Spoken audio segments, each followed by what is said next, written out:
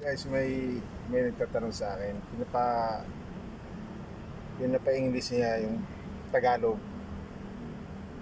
Ito yung sinasabi niya sa akin. Giovanni, paki-English nga lang po paki-English nga tong itong sasabihin ko. Ay, sabi ko, sige. Ay, sabi niya sa akin,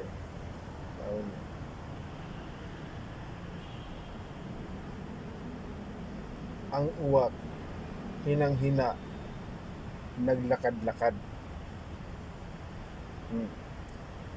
Ang uwak, hinang-hina, naglakad-lakad.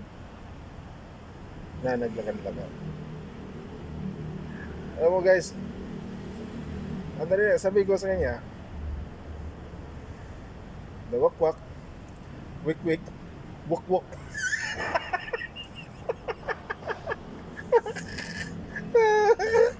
Yan sabi ko sa kanya, totoo naman guys, di ba?